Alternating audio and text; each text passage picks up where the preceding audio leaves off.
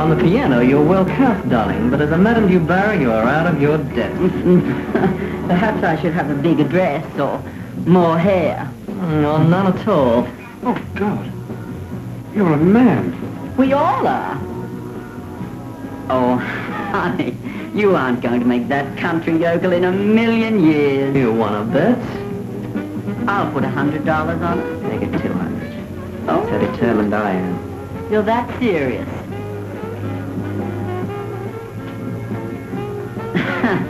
Watch out, Red Riding Hood. The wolf is after your basket.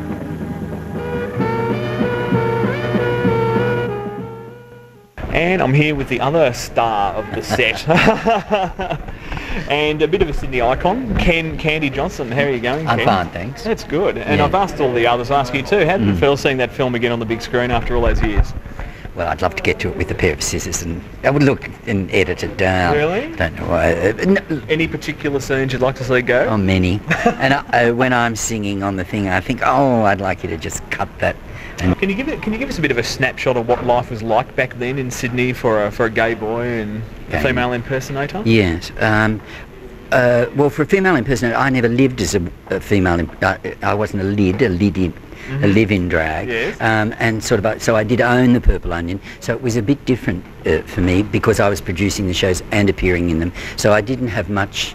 My life was that Purple Onion, appearing, producing the shows, and so I didn't live the life of a drag queen really. No. I did live the life of a gay man, and it was against the law, and there was always that threat there that if you got caught doing something, you know, the police had a hold over you. Yeah.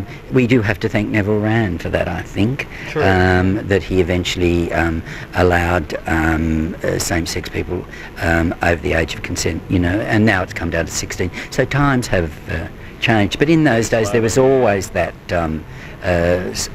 you know, if they couldn't find anything else, they could always call you a queen and a poofter, and that stigma.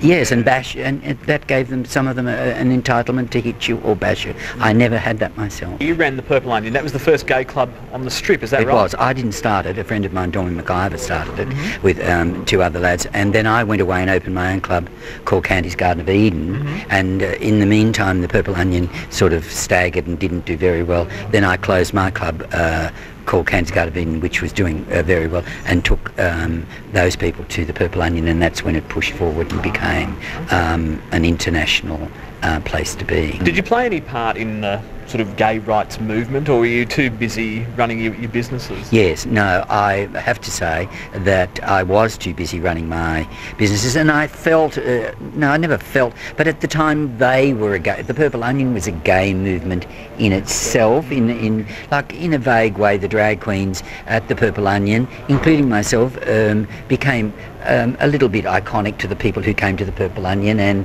international guests came a lot, you know, very well-known people, Margot Fontaine, Nureyev, Cecil Beaton, Norman Hartnell, all the people who worked at Checkers, Rosemary Clooney, those people came, and by them coming, it gave acceptance to the drag that we were doing, and they liked it. Yes, they liked it. Once on the ABC, they came out to do a I think it was called Telescope. Tanya Halesworth came out. Do you remember that? I remember, yeah. And I went out and said that they were doing a documentary tonight, and they were intending to pan over the audience. Half the audience got up and went. Because in those days, you could not admit that you were gay in any ordinary way. No. If you went for a job, you really couldn't say. Whereas today, it's now on ability. You're gay, can you do the job?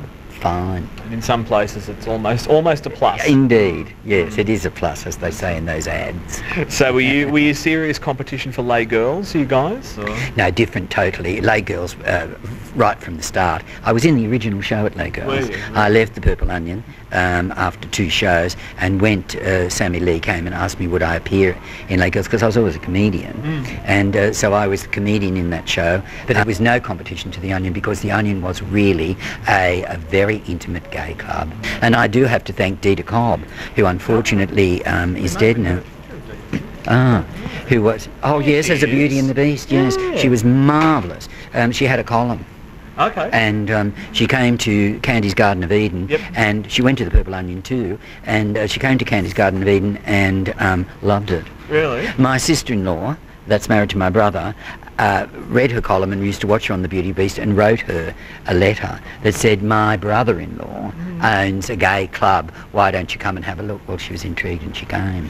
And she came So from Dita then was an on. old Absolutely, fan. yes. She was marvellous. I said to her one night, we became friends, I said to her one night, Dita, that scandal, those things that you say, and she just said, excuse the word, you'll have to cut it out. She said, oh, fuck 'em, I can just go back to selling cars. Because she was a car God seller. bless her. Yes. Oh, that's fantastic. Oh, I never knew. Yes, she was a marvellous woman, and great as a gay promoter of gay in her time. She really was. Good. Well, thanks so much. Thank you for interviewing me. And we really enjoyed the film. Okay. To you. Okay. Thank you. See you later. Cheers. Bye-bye. Mwah. Take me for a ride, but take me.